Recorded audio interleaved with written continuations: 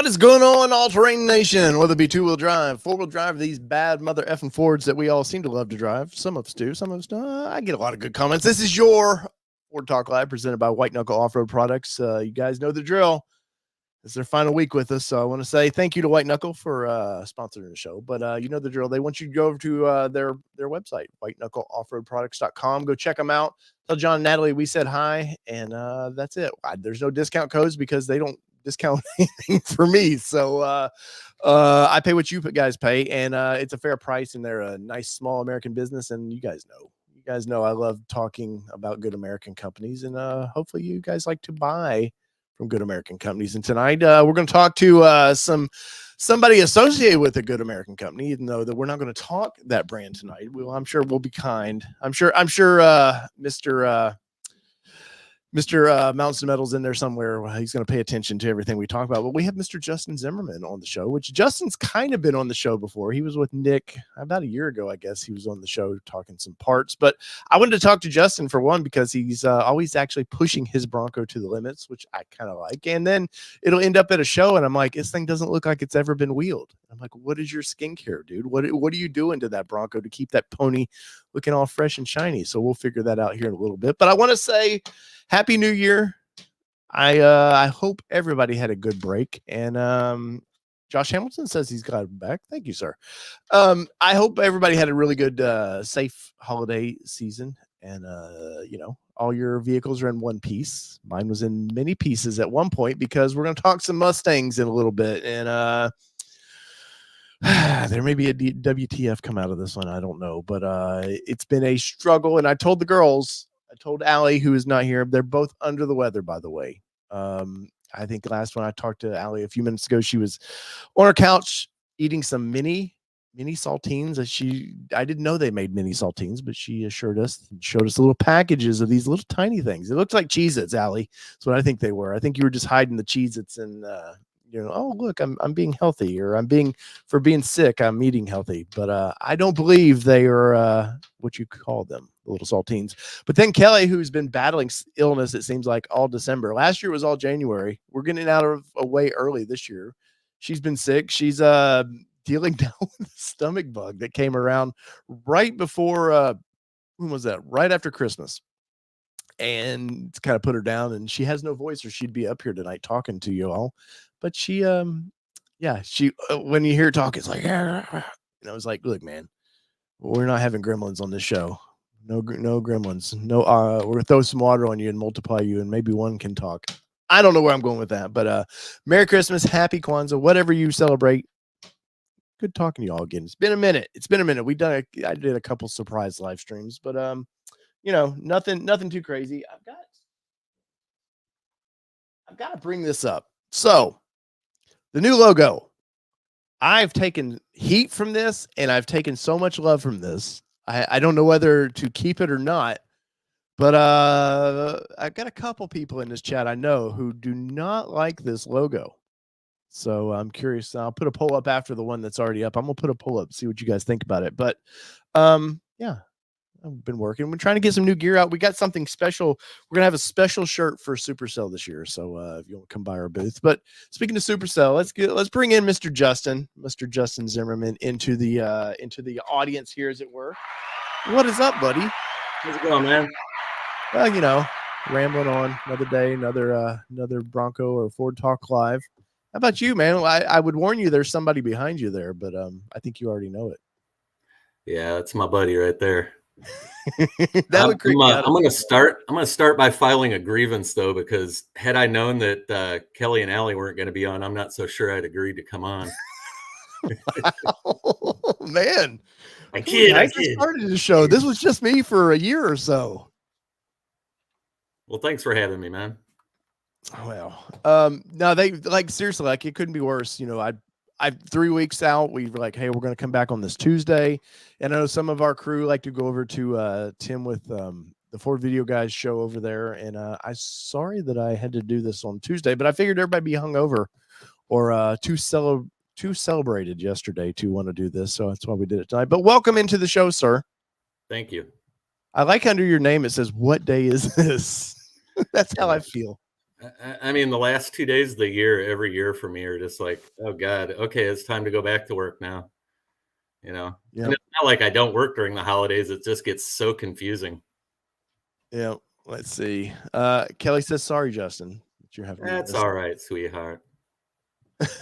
Allie says hi to everybody. So they are in chat. They're just not I guess medically cleared to play in this game. So Justin, I'm going to ask you all kinds of stuff today because I know you, for one, you're associated a little bit with Mountains to Metal. I know Mhm. you're buddies with those guys over there. If we're at one of the shows, you're always at Mountains to Metal booth for one thing. But I've got to start this out, man. I remember running across your build on Bronco 6G, and Mhm. I see you're still pretty active over there. Posted some cool pictures the other day. How did this crazy thing known as Bronco come to you? I mean, were you a Jeep guy before? What led you down this path of I want excellence? Well, uh, I was a Jeep guy, true. Oh, Got sorry, everybody. That I was got that I was got too my much fun. first Jeep when I was in 2018, so it's not like I've been, Oh, into off-roading forever, but I have this weird thing about not wanting to have a car if I can't keep it in the garage. So I only have one vehicle. So I guess kind of the impetus for me was my vehicle is my daily driver and my wheeler. And I had a two-door JK with a 3.5-inch lift on 37s, and ooh, it was great off road, but it left a little bit to be desired, in the wheeling department. And then when we saw the Bronco was coming out, man, we were all over it. It just looked, I got my reservation in on, I think, day 2 because the site crashed on day 1. And was it? I mean, was it the appeal of like the independent suspension, or what was the appeal to that truck? Because ideally they're it's a caged vehicle, it's convertible, kind of similar to the Jeep. yeah, well, I mean, I assumed it would be a better daily driver than my Jeep. Um, by the way, I do like the new logo. I don't hate it. I'm not, but Y'all I, heard? I I did assume it would be a better daily driver, but I kind of think back to like I was in line for the iPhone 1 the day it came out, and I walked out of the store and started using it, and I'm like, I'll never have another phone. Yeah. And I kind of felt that way when I drove the Bronco. I'm like, all right, this is perfect. It's a platform, it was early. I had one relatively early on, so there wasn't really a whole lot you could do to them. Hmm. But I had 35. My order hadn't come in, so I found a dealer up north that was selling one for only 5,000 over markup over a Yeah. sticker. And so I had it shipped down, and I put 35s and a 2-inch lift on it, and it was still fantastic on the road, and put my Jeep completely to shame as a daily driver. So, that's but then you go out and you start wheeling it, and that one was a 2-door too. Um, have you ever driven a solid front axle jacked up 2-door I had wheeled it? one. Yeah. So I had a YJ with 37s on it. what sketchy is then. So Yes.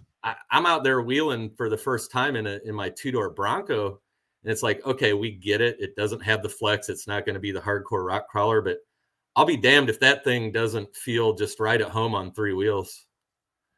You know, it, I don't know. Shut up, Jamie. um, but yeah, I mean, clearly, like Jeeps are fun. I mean, there's no lie about it. They're fun. It's fun to have the tops off. Even just riding through town, they're fun. Off roading, it's fun. But at some point, that steering is going to bite you a little bit. And I always tell people you have to participate in driving a Jeep. Like there's no Always. way around it. It's active participation. Like you're keeping it in the center of the road or in your lane.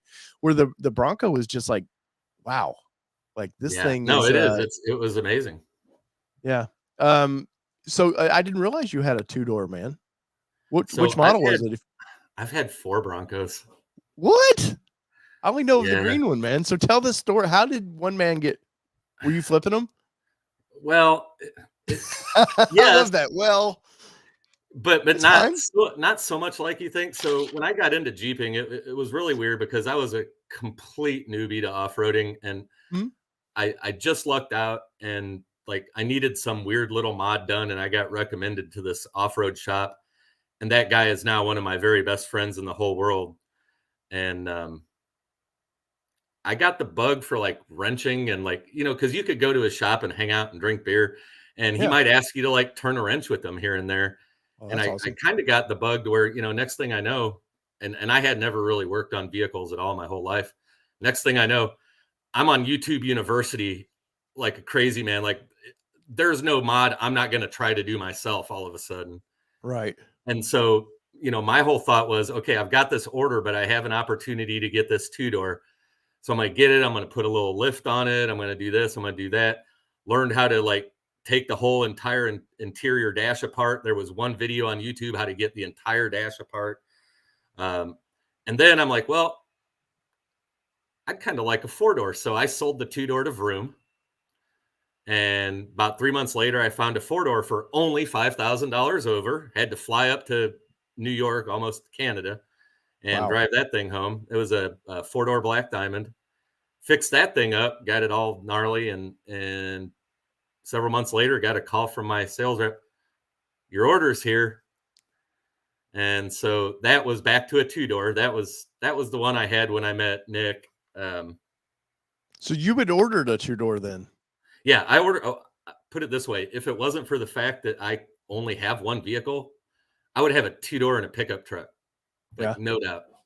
I like the two-door so much better than the four-door, but I Really? also need something that will do the trick for, my whole lifestyle all in one vehicle. So Yeah. See, Kelly, two-door, because I had a two-door in order, and two-door's her the and my way, buddy bro. with Lifestyle talked me out of Two-door's it. the way. Nah. And I'll have a two-door one day, because I think the two-doors fit the vibe of the old school Bronco perfectly. Like it just hits that note for me. Yeah. Well, and going back to the whole like argument versus Jeep, like on a Jeep, it was a given. A four-door felt way better, off-road, like a lot safer in Yeah. most of the stuff I do. On the Bronco, I feel like with the Bronco, like I felt like the two-door was a significantly better wheeler than the four-door. Hmm. I don't know. Just, Breaking just hearts because over here, isn't it? it never felt like my two-door Jeep felt. It always felt planted. I don't Well, know. yeah, like you get like people love the flex. It looks cool in photos, but there's a stability. If you have that much flex, there you have you have some issues, man. Like you're gonna feel every roll of that vehicle, definitely. Mm-hmm. So you have a wild track now, right? Yes, sir. And you're settled into this one. We're not gonna like 2 weeks talk to you, and there'll be like 6 more Broncos in the driveway. Well, the flipping market's kind of gone now, so yeah, I'm Yeah, that it pretty much has. set. That it has. And I not do only love that, seeing this. I love seeing that in all the Facebook groups and all that now, where the flippers are like, man, my interest rate's high. Like they were one of the last ones to jump in on that, and they got stuck with it a little bit. And I'm like, well, you shouldn't have paid 10 over. I mean, it wasn't going to last forever. Though if you yeah. did, like, and you're comfortable with that, I don't judge people for, hey, I wanted to pay over. I just wanted it. No problem with that. But some of the flippers early on, man, I was amazed how early, like the first weeks of Bronco, they were on eBay Motors and they were everywhere. Oh, it was insane. And that's where like I didn't bat an eyelash when I was like literally looking at the classifieds daily, and 5,000 over was like unheard of, right? It Yeah. was usually 10, 15, 20, whatever. And I had no problem, being like, I'm going to make my money back. I can do some other projects.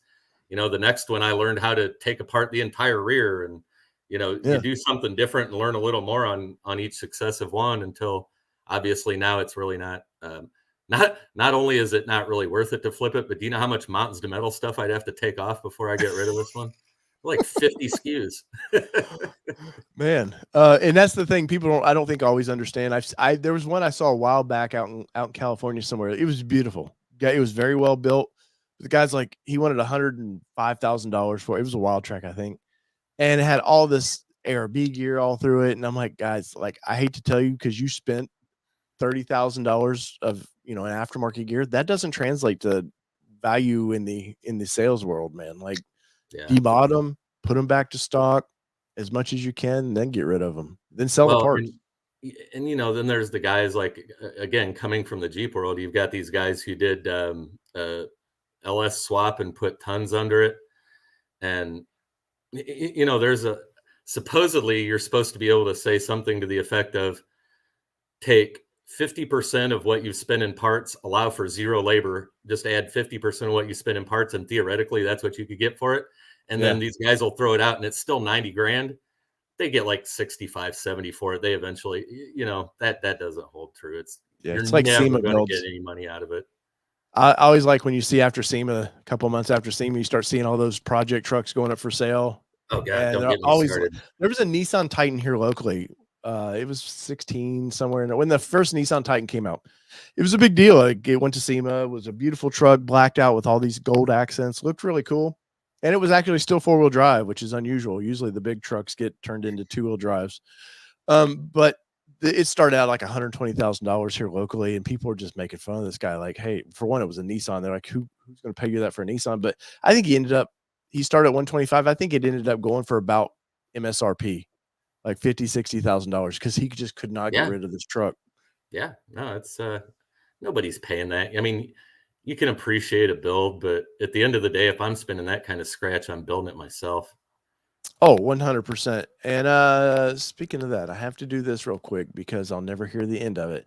So Honest earlier today, or earlier before the show started, he Happy New Year. Congratulations on your big win over my Roll Tide team. So there you go, Kelly and Allie. You're Michigan. They didn't win the championship just yet. So let's not go celebrating like we're national champions just yet. But I wanted to get that out there. And Andy Ackerman for $4.99. Why does the executive producer have to keep these fools on the line? I don't even get paid enough. Yeah, I had quite a few I was 3 minutes late, guys. It wasn't like 20 minutes late. Come on. Me and Justin were talking behind the scenes. But so you did you figure out real quick which lifts you liked? Have you always used the same lifts? What have you, since you've owned 4 of these things, how have you come up with your setup now? I'll be honest with you. The first one was the only one that had the 2-inch puck lift. The Sasquatch is all you need. Like, I'm one of those guys now that's just like, you want 37s, put a 1.5-inch body lift and a JKS Max tire kit on it. Yeah. Leave your stock suspension, man. I have driven a few Broncos that actually spent, all the money on the lift, and it don't drive nearly as good as mine. I'm riding those stock Bilsteins for now. Yeah, really. That's going to change over the winter, but yeah, it's amazing, and I'm not into lifting them. The only reason I'm lifting ours is just because I think it looks like it's sitting on top of the tires. As far as wheeling and everything, we've done Are you opposed to a body lift? Am I opposed to it? No, but then I've got to deal with the bumpers and everything, and then it's relocation of that. And I already bought the lift, so yeah. Well, so you almost guessed the lift, by the way. I was one stage off, right? No, you were the right stage. You just didn't. I said it had to be exactly the lift, and there's 2 level 3. So if you don't know, okay. So I guessed Icon stage 3, and what was the correct answer? It was the stage 3, but it was with the not the billet control arms. It was with the tube control arms. All right, you guys out in the audience, that's bullshit, right? I think I won that. Can I get some help out here? No, so I to be fair, Justin, your answer came in real quick too, and I told Kelly, it's like, well, I did say it had to be exactly the one we bought. So there was 2 options, but I'd asked early on. Everybody guessed which lift. What did I buy? Which lift? And I didn't name a company or anything. And Justin was right away Icon level 3. And do you want to know why? Why is that? You probably seen somewhere I talked about it. No. I honestly, I've gone through and been like, if I had a budget for a lift, my budget, I'm not the guy that goes and buys the top of the line. I'm like usually a middle of the road ish. Yeah. And with what's available and whatnot, I'm like, yeah, if I was going to go out and put out some money for a lift, it'd probably be an Icon stage 3. So I just threw that out there. Well, that was a very, very good guess, because, well, for one, I struggled with, and I don't know how you've come up with, wanting a lift, but I struggled a little bit because, for one, I'm not a rough country guy. Nothing wrong with some of that stuff. I don't know. I've just been around for 25 plus years, and I've seen some stuff under Jeeps that I wouldn't trust my family to ride under. And usually it's got Rough Country's name under it. Now, whether that's came from Rough Country the way I saw it or not, maybe it was modified, but I've always had kind of a bad taste in my mouth for that. And I did consider, honestly, the four-wheel parts, their branded lift. Yeah. It was one of the first lifts that you could get, and it's a good American coil. And And it can be rebuilt. and it's made by the parent company of Four Wheel Parts has a good shock. Transamerica? Yeah, and so the actual Four Wheel Parts branded shock is actually, I believe, made by a pretty well-known shock company that's also under that umbrella. I can't remember who it is. Yeah. Yeah, no, honestly, I would have tried it. Like I said, I just the Sasquatch suspension is nice. Well, yeah, no, it's great. And once again, the only reason, and let me see if I can pull this up here. Yeah, share my screen. It's probably not going to allow it. But my background is literally our picture we took at Windrock, and it wheeled great. We went through a couple good rock gardens with it, and I really the setup. I mean, I've seen it bury the tires up in the wheel wells, but nothing I haven't ever seen before. But it just looks like with the Sasquatch package in 35s, it just looks like, I know they're trying to keep them as low as possible because for one, fuel economy, there's some safety stuff. You can't really jack these things up too high. You know, Ford loves that tumble. If you guys know the Explorer issues they had in the early 2000s, they really like the idea of these vehicles tumbling around. So they kept this thing low, and I just think 2 inches, and I'll be happy. And maybe one day down the road we'll put 37s, but we've been very happy with 35s under that vehicle. Yeah, no, I don't blame you. I mean, here's the other thing I learned. I told you I got lucky and fell in with like a pretty experienced wheeler just out of the gate when I started down my Jeep journey. And he said it's 95% driver. Stop thinking about all that money you want to spend. Get your ass out on the trail on your stock 32s and learn how to drive. And there's a lot of truth to that. I mean, the club I wheel with, the NC Bronco Club, has everybody's pretty gung-ho wheeling, but I mean, we have a guy in a freaking Bronco Sport Badlands that went up the front side of Daniel with us. Well, as far as he could make it anyway, but it's more about doing what you can with what you have. Everybody wants to spend all this money and whatnot, but that's not the spirit of wheeling. I'm very like that. I'm like, hey man, you got to learn what you buy. Don't just go to Four Wheel Parts or wherever and have somebody throw a bunch of stuff, put $40,000 under your vehicle. You need to know why did you spend, for what improvements did you make? And hey, I don't care if the vehicle came with 32-inch tires. That's what you got. Go understand, because there's a whole thing for me of wheeling is understanding the whole geometry of the vehicle, how it's moving. It's stuff I can't really teach. It's a feel thing of like, if you don't have a spotter up there, you can feel you're coming up on a rock, and through whether you've done it 100 times or not, how the truck's probably going to react. And do that with the way you buy it, and then go put 35s, 37s. And once again, Go ahead. Nothing to people that just go out and spend the money, but I just always feel like, in my opinion, they don't know what they bought. Yeah, no, I get asked a lot, like, all right, I just got this. I want to be a wheeler. Where do I start spending my money? Skid plates, bro. Get skid plates and then go beat the shit out of it. And it's not, the problem with skid plates is it's not a sexy purchase. We're definitely ego culture. We want to show, wow, look, look how badass my truck is. And if I recall, you still have the stock front bumper under your vehicle? I do. I mean, there's a couple out there I like, and that's another coming soon item potentially. But I really like the stock bumper. But the first, I did go and replace the front skid. With the Wild Track, I did get the steel front skid, but I got no other skids. So I had to go out and get a gas tank. Everybody's got to get a transmission. That's right. The TK skid that comes from the factory is a joke, so you got to replace that. I mean, I'm doing control arm skids, shock skids. It's all, and it's all. You said at the beginning of the show, well, he goes out there and pushes it, and then I see him at a show, and it looks all pretty. Well, you really probably didn't look underneath. Well, I'm not getting under everybody's vehicles.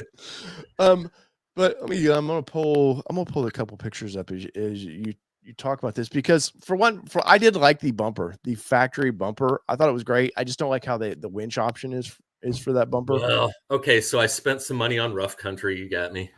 No, you're allowed to. I'm not shitting on their product by any means. Yeah. Actually, it's not a bad option. It's the best high clearance option, which is why I bought it. The only problem is that I need, Nick, if you're listening, hint, is these things sitting up that high will bend the frame horns at weird angles, winching real quick. So you need to reinforce your frame horns especially if your winch isn't dead nuts between your frame horns. That's one thing why I liked about the lifestyle off-road. There you go. I was going to say Instagram's the where to go if you want some. Yeah, but the lifestyle off-road bumper, they attach the bumper still. It's attached to the crash bars that stick. Like it's like mounted 4 different ways to help everything from flexing that bumper flexing too much. Man, I ain't gonna lie, and I'm not just saying this because he's a buddy of yours. I had his rear bumper, but for the fact that came out as one of the very first on the market, I would still put that, if I was to buy one today, that would be in my top 2 probably choices. Oh yeah. I think Luke did a fantastic job with that thing. It's got a little bit of an underbite, but I want my winch just a little bit higher. But I think it's, my approach has always been I don't want it low. That was one of the problems with Bronco was keeping it. There's no happy medium because the way the stub nose of the vehicle was, there's just no way to bury. You've got your cooling for your turbos back there. You've got all this stuff to keep this little turbo engine cool. So there's only so many ways you can do it. But no, they built from the outside or inside out. They didn't worry about looks as much as like structurally, this is what we want. And then they wanted kind of something that paid tribute to the older Broncos, which is why I've been a big fan of their products. Yeah. Yeah. But is this kind of how it stands right now? No. Well, yes and no. That's one iteration old. I got a Cervini hood that was my present to myself for Christmas. So you're going to have to go. There you go. Yeah. So I just got that guy put on. That I've seen you're getting a lot of attention for this. And that's vinyl, right? Like good or bad, it's all vinyl. Yeah. It's obnoxious. Hey man, if you want to get attention, that's how you do it. I guess I'm an attention hound, but no, I really like it. I even put the rain catcher in there so that air scoop doesn't even actually do anything. Really? Yeah. It comes with a piece of plastic you can screw in there. They call it a rain catcher, I think, but it basically makes it 100% non-functional. Yeah. Huh. But I like all the orange accents and stuff. And I remember reading that this isn't paint. So the vinyl matched your green very closely, right? Yeah. So I have a really cool wrap guy. Like everything on the vehicle pretty much starts with me being like, hey, here's what I'm thinking. Like go back real quick and find like a side pick if you wouldn't mind. Sure. Let's see here. You have all these pictures, man. One, yeah, right there. So my whole concept was basically, I always, and I've done this with 3 of my 4 Broncos. I look at what the badge is and I'm like, take that badge that came on that particular model and like make it huge and make it cover the whole car. And then he sends me back these ideas and whatnot. And so with the Wild Track, I kind of said with the badge, but I'm like, man, these seats have digital camo on the back of the seats. I'm kind of digging the digital camo. And so I wanted the digital camo along the side there. And he designed it. And then he goes, hey, man, I have an idea. Why don't we wrap the grill in digital camo? And so that's kind of, he contributes like that. And that's what happened with the hood. I told him the hood like black and yellow and make it like crazy.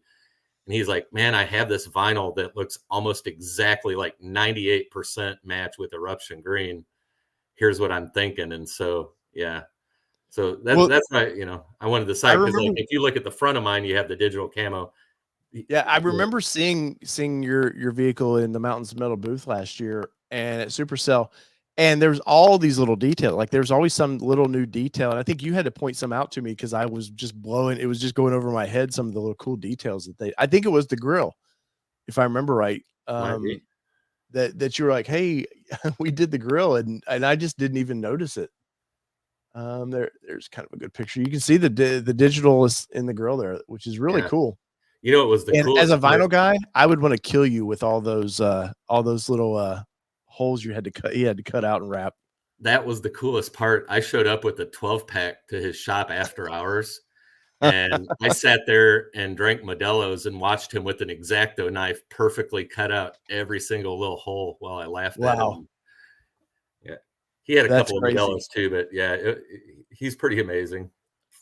Randall G. Russell for $9.99. Hey, from North Mississippi. Well, howdy from Middle Tennessee, sir. Thank you for that super chat. It means quite a bit to us. If you guys haven't, so be sure to subscribe to the channel. We're not just Broncos and Fords, but we do like to talk Broncos and Fords. How are you with the Badlands winch? I've been a big fan of that winch. How has it treated you? Because if you guys don't know, that's from Harbor Freight. Yep. And you think cheap tools, you think Harbor Freight, but that's a damn good winch, man. I'm a bang for the buck guy, and I also do my own research. And right now, so that thing is it retails at $650, but it's Harbor Freight. About twice. There's always a deal, right? And about twice a year, you can get that thing for like $489. And honestly, I don't know that there's a better deal out there. And that's a 12,000-pound winch, man. And it's good. It's kind of like Kia. Like everybody's like, Badland, oh my God, they suck. Well, they used to suck, but now they don't. Kind of like Kia and Hyundai. Yeah, you can't really talk crap about them now, but boy, could you 10 years ago. You know? Yeah, I remember this winch coming out, man, and people, like you said, people were just kind of like, and they just didn't fail. Or if some of the early ones were failing, but it's Harbor Freight. You just took it right back and they just exchanged it like it was no big deal, man. Yeah, I mean, I've used it once on the trails, and the most fun was pulling a tree out of my lawn. It's always fun when you can use your winch for non-wheeling things. Oh, 100%, man. I had a neighbor who used to live across the road from us, and they were pulling some bushes out, and I seen him out there. Son was out there with a shovel, really trying to cut all the roots, digging it out. And I was like, I just brought my off-road vehicle over. I was like, hey, let me show you something. Yeah. Yeah. It's like, man, make fire, man, use winch. Yes. Well, so how long have you had this current Bronco, since you've had so many? About a year and a half. Yeah. What are a couple high points of it that you would tell people about, and what are a couple low points that you might warn people about? On mine specifically, or the wild track? Well, just in general. You've had enough now. You're more expert than most. I mean, man, I struggle to find any low points other than the low points is with anything. Like when you're modding it, do it smart. Don't throw a 3-inch lift on and nothing else and take it out wheeling hard and expect not to break anything, or don't throw 37s on without doing the right stuff. It's more about order of operations than anything. Yeah. What was the other one? What's the high points? Yeah, man, just I think it's just the whole all around. Like I said, being a one vehicle person, you really have to, when you find something that's such a great balance, it's pretty amazing. The Jeep, every day I got into my Jeep, I had that love when I got into the seat, but I also, as I'm driving down the road, knew I was making sacrifices and I could die at any moment. I love that I could die at any moment. I mean, y'all that have driven a regular Wrangler, take a 2-door JK, put 37s and a 3.5-inch lift on it, and then just go rip. Oh yeah. No, of course, like you have here, you've got some splints on the old tie rods there, which is a known weak point. But a lot of people are like, oh, they just break too easy. You're like, well, there's a reason for one, they break, and two, if you're going to wheel it like you're doing, definitely you can put some bracing on there to help support that. But and again, it's all about order of operations. Do not reinforce your tie rods until you reinforce your steering rack. Otherwise, you're Yes. transferring your point of failure to a more expensive part. Well, and I have plans. I have plans for 74 weld down the road. Is all I'm going to say. So definitely going to upgrade my rack.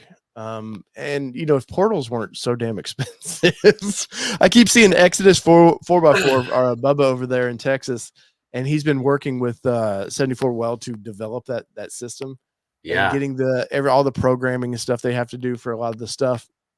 And it's Yeah. killing me because I'm like, damn it, man, to see that truck like sit so high, but yet there's no drag under the vehicle, the way the portals help, just push the wheels up. I'm like, damn, that looks great, but I don't have 30 grand to throw at that issue. Yeah. I want that so bad that I actually got on the dark web for the first time, and I figured out how to sell a kidney. Because I need those 74 weld portals in my life, man. Oh, It's a 100%, next man. it's a next logical evolution for just Well, being able to, do if whatever. you would, if like you were saying, order of operations, if you knew exactly what you wanted to do and you're very experienced at this, Mhm. I would say save up and just go straight to it. Like if you think about a lot of people who Portals? put a lift or so under their vehicle, they're never probably ever happy. Yeah, well, Save up. I mean, the argument is there, like, so for example, I mentioned earlier, I am gonna get some shocks this winter because I live in have you heard of Mooresville, North Carolina? It's called Race I've City, USA. I've been to Mooresville. So, like, my neighbor is the founder of JRI Shocks. He's got like 10 NASCAR championships, 5 Formula One championships, blah, blah, blah. We got drunk tonight one night together. He's like, I've decided I'm getting into the Bronco world and I need you to come talk to our engineers. And he's giving me the first 3 sets of shocks that they produce. So Just need to get into that world. I have to put shocks on. And what that also means is I'm going to get about 2 more inches of travel. So I need different control arms. And it just so happens my good friends over at Rockcrawler have invented a triangulated 4-link rear that doesn't require gas tank relocation. Oh, nice. That's coming out this winter. And so, How do you get away from that? Because you can't really push the axle back. well, You're wait a till you lot of see the bends on the uppers. okay. They're pretty gnarly, but I talked to the owner about it after they went out to Trail Hero. He got back. He's like, it did better than expected. And the weird thing is, because you get rid of the track bar, he said it's better on the road. So, yeah, I'm way looking forward to that. But of course, those 2 things, which I'm getting some help with, is going to require me to go buy some RCV axles, because here's an order of operation things. Don't jack your shit up 3 inches and go wheel it hard without realizing you're probably going to trash your axles. Yeah, well, it's You all know? about if you most people want to jack it up higher, they put the pucks under it, really crank them up there. Yeah, and then you see the poor axles bent, like at some weird angle, and you're like, well, those aren't going to survive, man. No, But no, and you they need know. strength. Someone get on the socials. Someone we both know and love might have trashed her front axle this week. I'm not going to send it there. Damn it, man. You screwed me up there. Sorry. Well, good for them. You can only send it so many times without breaking something. Damn it. So, I could go down a path there. I can't do that. no, I didn't mean to send you there. I just wanted to throw you. I just wanted to throw you off and see how you snap back. Well, now my brain's spinning. Now it's like, I want to see the idiot. But anyways, so far as Mountains Metal, how did you and Nick get together? This is a pretty good one, actually. 2 years ago, Super Celebration East, and last year was the first year where the vendors really showed up, right? Mm-hmm. So 2 years ago, I showed up with my cousin, and we had a hotel right down the road, and we're hopping in the Bronco, getting ready to head over there. Into the parking lot pulls this other jackass that's also he's stolen my wrap design. He's got a big freaking Sasquatch on the side, right? So I'm like, oh my God, that guy stole my design. So I'm like, I'm gonna give him some crap. So I pull up next to him and roll my window down, and I'm like, hey man, you stole my, and I'm joking, of course. And then I look over and I see the big Mountains to Metal, and I'm like, "Are you guys Mountains to Metal?" They're like, "Yeah, we just came to check it out." You know, they didn't have a vendor booth or nothing. Yeah. We just happened to be staying like 2 doors down from each other at the hotel. So we waited for them to go get checked in. I'm like, we'll cruise out there together. I go, by the way, you guys are going to be really popular because if you remember back then, there were so few people making parts because so few people have Broncos. And they literally at that time, I think they had door pockets, but they showed up to that show with the very first prototype of the Squatch basket. Mm-hmm. And man, there was just a crowd around them. And they were looking all weird about it. And I looked over at Nick and I'm like, I told you so, because there just wasn't anything else. I want to say Nick sent me one that we might've had one in our truck at that time. But that gets a lot of attention. That little basket gets a lot of it, even now. And 3 years later? Because I remember talking to Nick around then, and he was like, "Yeah, we just kind of were checking this event out." And I was like, "Yeah, dude, you should have had so much gear there to sell." Yeah. So how it became like more. We hit it off. We were drinking together the whole weekend, and but at one point I'm like, I have this idea for a part.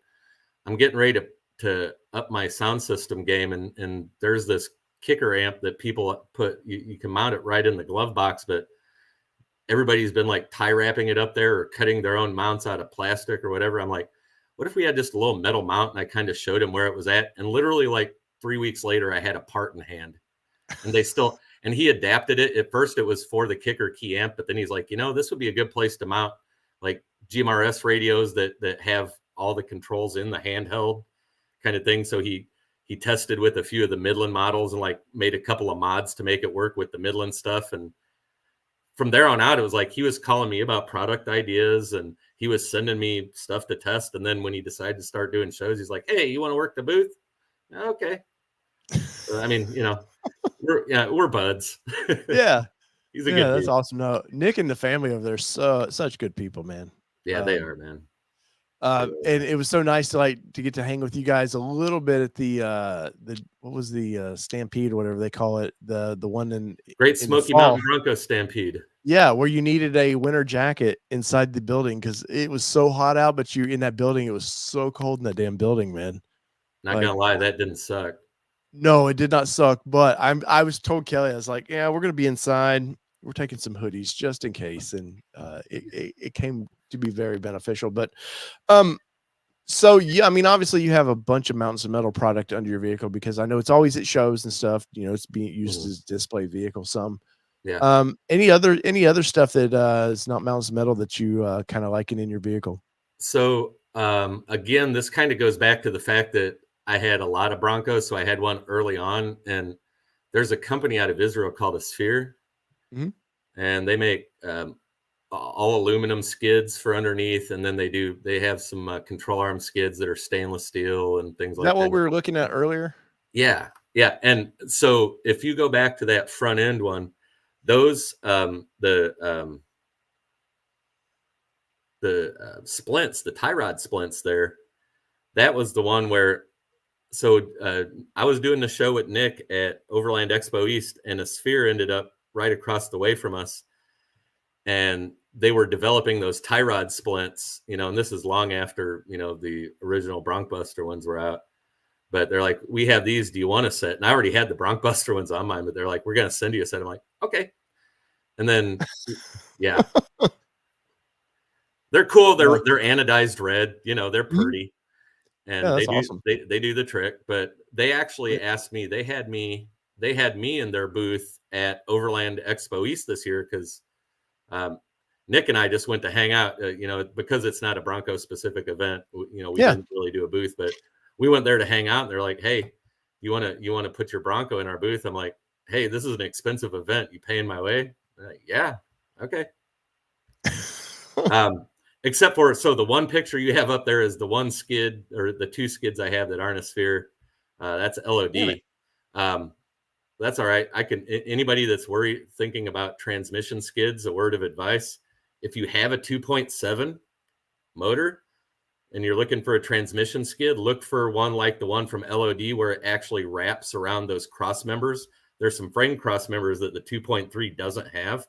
And a lot of people's solution is to make one product for the transmission skid and then make these bolt-on cross member skids.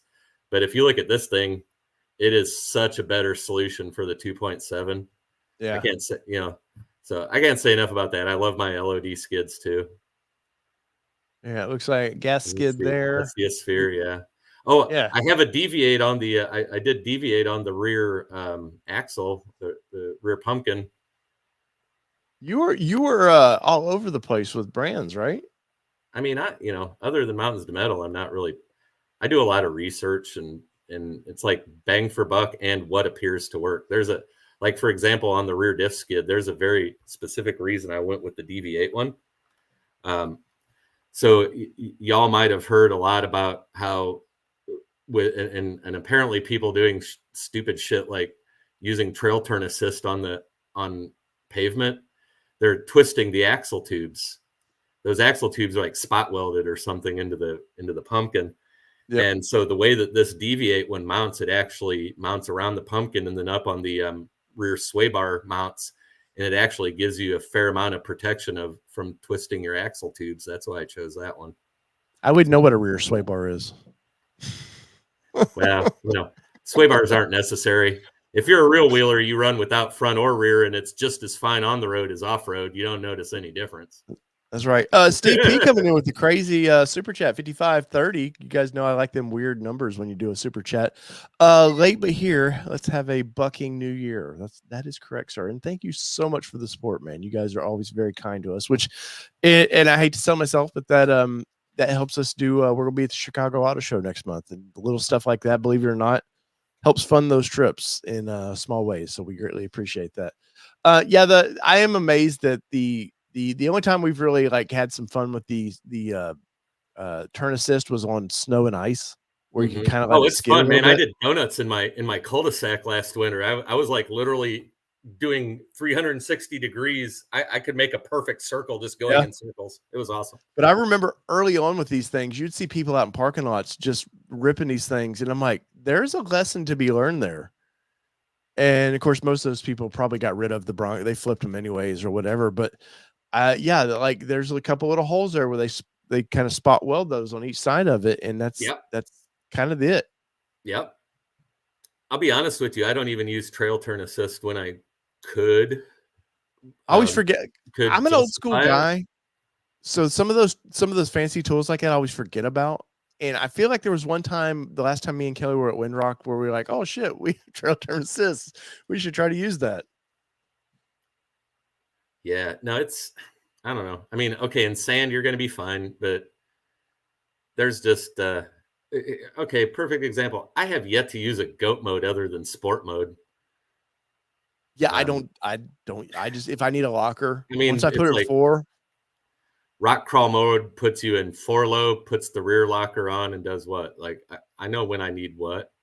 Yeah, I think it's good though for new people that may not know, but lockers can get people in trouble. You don't realize. I know of a guy that put a rear locker in his little taco and ended up rolling it down the hill because, he just didn't get off the throttle, and he was going up an incline, and it started picking up and just right on the roof, man.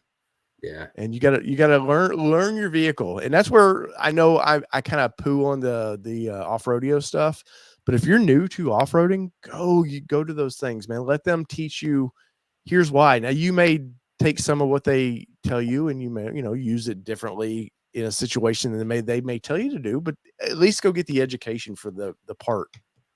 Yeah. No, and the whole beginners using it, that's totally valid. But and I do, part of it was I was like so lucky when I got into Jeeps that I like had such a good teacher, but I really take a lot of, I really enjoy, there's so many people new to the Bronco world that are completely new to off-roading, and there's just a lot of a lot of advice you can give them. And I remember being in that position not all that long ago. I have not been in this nearly as long as you have, so that's pretty fresh in my mind how thankful I was that I had somebody that knew what they were talking about to give me advice. So I try to throw out a little bit of knowledge here and there when I can.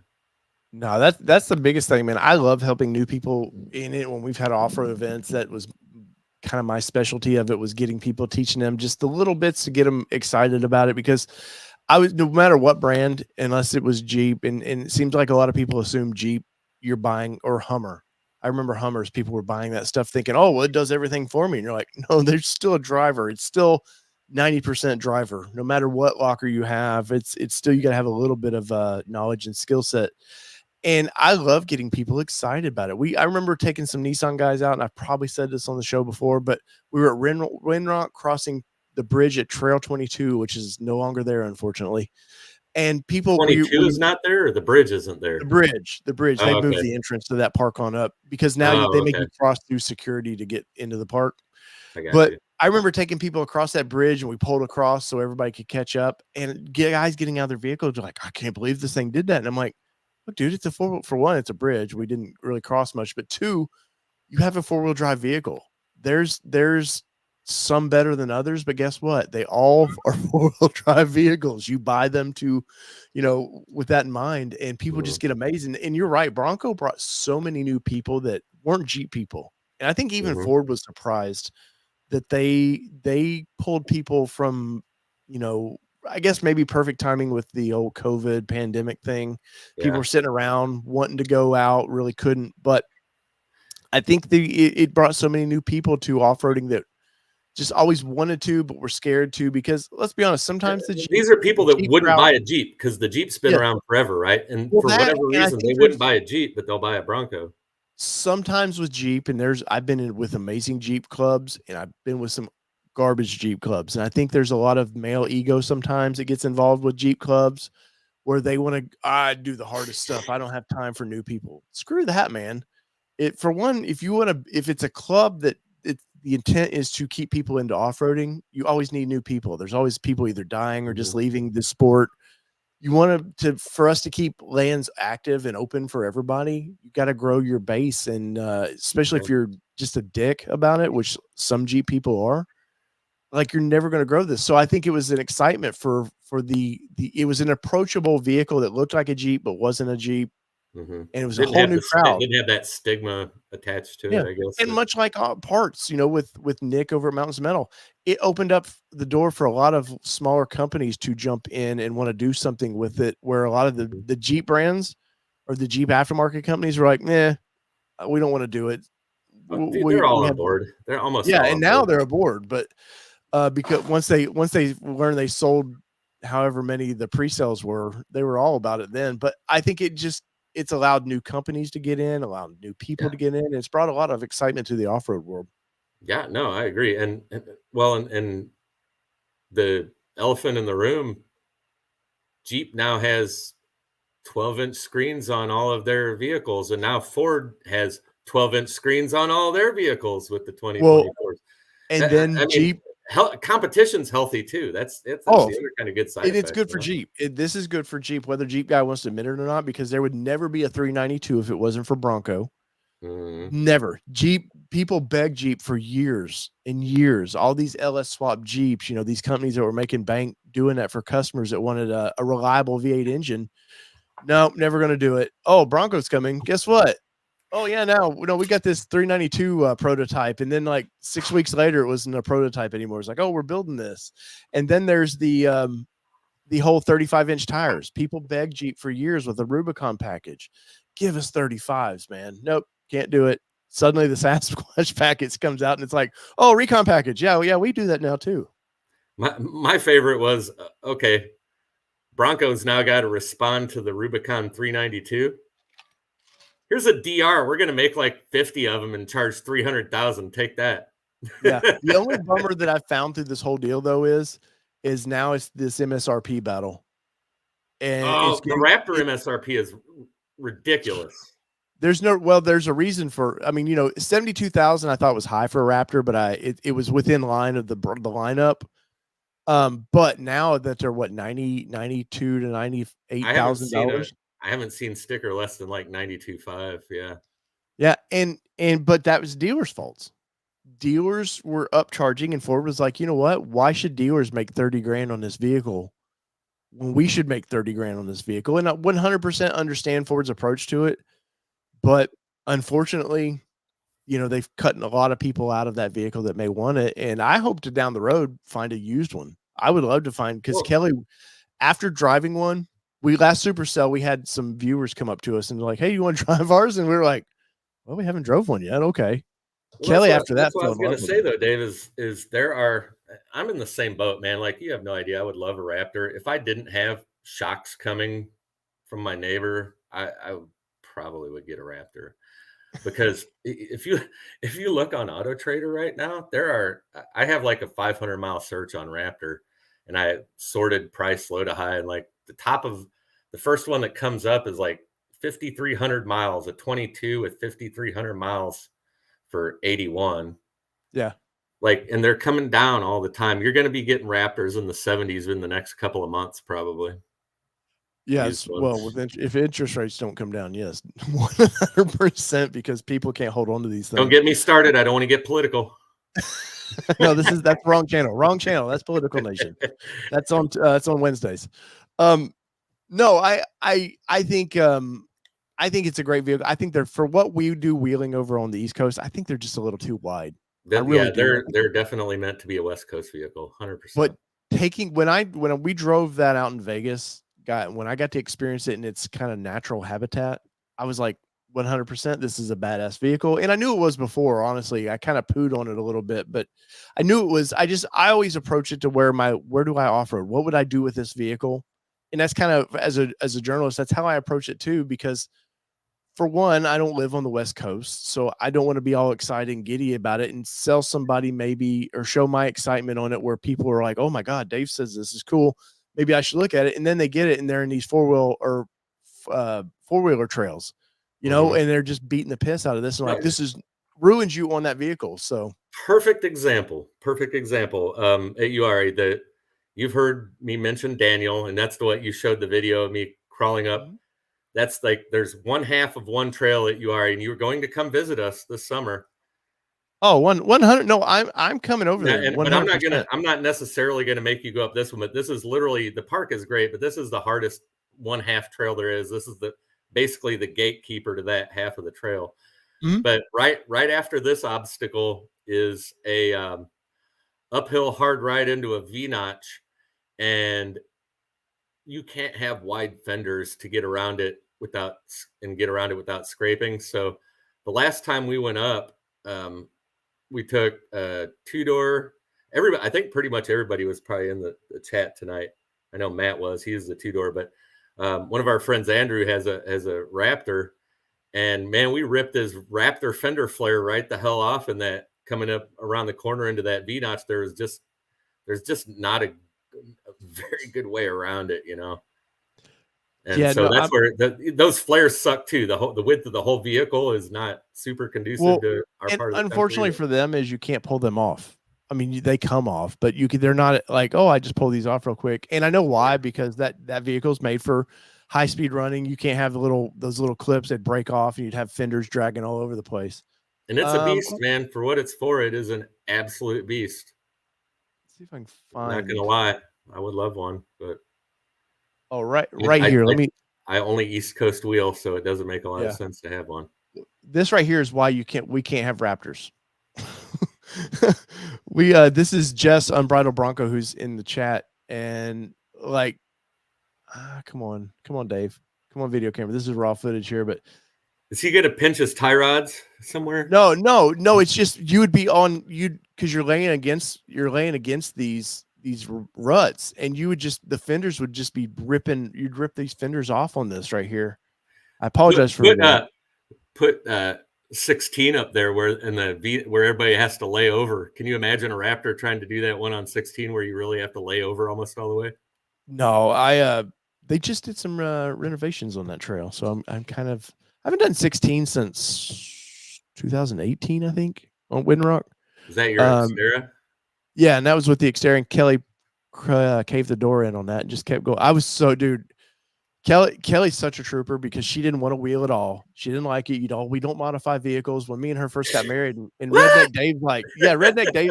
Well, her parents leased vehicles from GM. They were GM employees, so you just didn't bother them. And I'm cutting stuff off my Xterras and just with a sawzall, Redneck Dave out there, and she's like, "What are you doing?" And so I knew she wanted her own Xterra. So in 12 or 13, we bought her her old Xterra she had, and she wheeled the piss out of it and learned to be a great driver. But there was always this time I knew she was going to, it just happens. Like, I love our Bronco right now. At some point, we're probably going to put a dent in it, and either you accept it and move on, or you cry about it. Dude, there was this route on 16, one of the, well, you know, the big hill you go up on 16 at Windrock, kind of at the end, you go up at the top, and then there's kind of a swamp area. I'll But be honest with you, I've not done 16. oh, I only know I am right that it's 16, not 15. 15 is Walden's, right? 15's Rattle Rock. Okay, The but 53 is is the one where you range. have the big everybody has to lay over. But that's the one. I think it's 16. 23, I think, is the one you're talking about. But I've only been to Windrock twice, and I haven't done anything gnarly yet. I don't go over there. I don't have to do anything. Like, I could go, especially my old beaters, I could go over there and kind of not give a shit and beat the piss out of it and be that redneck guy. But Yeah. I don't have anything to prove anymore. So I just go out and have fun. If there's like when we took Jess and a few others down 22, dude, 22 can at times be just gnarly. And we took him to the back of it, we went down 27, which was where that mud pit was. There was some big rock gardens in that thing. And the thing with East Coast wheeling, the West Coast guys don't understand is you get wet, rain, snow. It's a different trail. It's not Moab. Where Moab, I know in 10 years I can go to Moab and go do fins, and it's going to be it's going to be just as much fun, but it's the same trail that I did the 10 years before. Even without mud and snow, you just don't get traction on our rocks out here. Yes, it's true slick rock. Yeah, they call it slick rock out west, right? Like I was amazed when the first time I ever went to Moab. I put my hands on the rock and I was like, why do people call this slick rock? This is like sandpaper, man. Grip everywhere. Mm-hmm. Yeah, that's why I'm glad. Like, I was saying something to my off-road Yoda teacher one time, and I was like, man, I'm so jealous that I didn't like grow up wheeling out west. He's like, no, you're not. You'd be amazed how much better driver you have to be an East Coast wheeler. You go out west and everything, you just stick. You just kind of get used to it. So if you're a West Coast wheeler and you come out east, it's pretty hard to adapt to it when you're used to getting traction, and now you're not, versus vice versa. The closest I've ever found for that was Colorado guys. Colorado guys have a little bit of the loose rock. You know, there's not clay, but there's definitely some loose soil they deal with. But past that, yeah, no, I'm in here. I'll bring this up. Maybe I don't know what it's doing all of a sudden, but all right, YouTube. Yeah, this is where Kelly on 16. We were going through these ruts, and you can't. There's this root sticking out of one of these somewhere. I forget where it's at. And this is right there. You can see that root, and it just right. Yeah. Body damage. And she just kept going. She's like, "Yeah, I knew it was going to happen at some point." And I was just like, I thought, and you can't because it's a black vehicle, you can't see it, but. I mean, it didn't crease it. It didn't put a huge dent into it, but there's a nice crease down the door, and we ended up wrapping it. You never saw it because of the way we wrapped it. It worked out great. But no, 16 was it's a fun trail. But every time you go out, like these little rocks. I have really narrow fenders, so if we come your way, I'll do 16 if you will. I'll do 16 dependent. Like if it's dry, is it ever dry at Windrock? Yeah. I mean, you can go at dead summer and it's pretty dry, but it's depending on the buggies go out there and they just tear it up.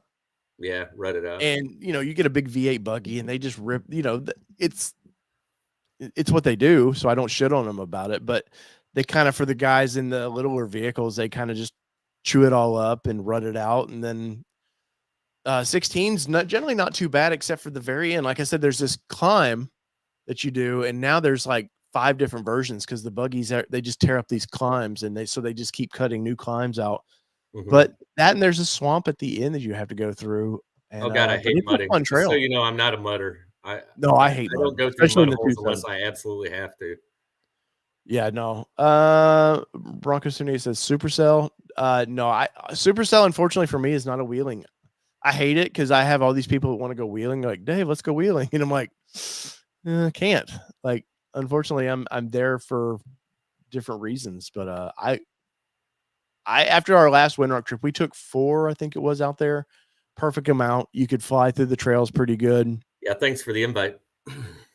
Sorry, man. Kidding. Sometimes I just not that, but sometimes like because we put on events, I don't like to announce when I'm going to there anymore because you can get 16, 18 trucks on a trail. And I'm the kind of guy that I'm going to help people. I want to make sure you don't tear up your vehicle. I'm beat up by the end of the day, and it was fun, but it wasn't as much fun as taking 4 trucks, just some friends and Well, and doing it. that's like, I was going to ask you about that. When you come out to visit us, I'm the same way. I'm like 5 to like 8 max is good enough. Yeah. But like when you guys come out, it's like, I would imagine not like an advertised thing. Like we just got to figure out who's coming. Yeah. No, we so might me and invite Taylor, Nick.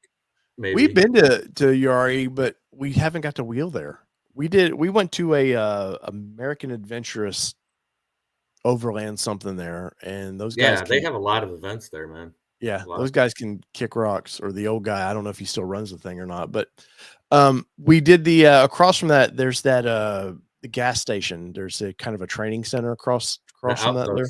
Yeah, but that it's got a barn and they've got some trails and stuff. But they have some camping things there. We did that, and just because I thought I wanted to take Kelly and do some training. I think this was 16, 17. I thought I always liked Kelly. I'm like, hey, I don't want to teach you. I'd rather let somebody professional teach you. I'm a redneck. I'm just dumb. I have bad habits that I know, but I'm never going to break. I would like when I took her learning how to shoot guns, I sent her to a course. I was like, look, I probably do stuff that instructors would hate. Let me send you somebody to let them properly go through here's how you do it. And she enjoyed it after that. So I went there. We took her to that course thinking, oh, cool. They'll get to show her that. And it was just kind of a bunch of, unfortunately, turds that sometimes Overland guy is not fun to be around. So, yeah. So they weren't my people. Guys. So we went and explored, and there was some little town over there. I talk about it all the time. We had some chili burger, something. It was weird. I think it was over where was it at the outpost? Literally, this was like an old 50s-ish or 60s, 70s kind of, not diner. Oh, okay. Yeah, no. It was I remember it was kind of like, it was like a corner deal in a small town. I think it was where Earnhardt's from over that way. I don't know where Earnhardt's from. I literally, when I go out to Yard, I'm an hour from there, but yeah. I go straight there and I go straight back. I know one restaurant. It's the restaurant where you buy your trail pass and you air up and air down. Yeah. I don't know the area very well, but the Dale Earnhardt Museum's like 2 minutes from my house. Really? Yeah. I'm sure you're over there every Saturday, right? Honestly, I haven't seen them open since COVID. I don't know that they're even open to the public anymore. I'm not sure. Huh. But funny story, you mentioned the overlanding event out at Uari. So last year we went to go do the front side of Daniel, and there was across the way from the outpost, there's this big field where everybody can camp and they throw events there. And they had just like an overlanding event.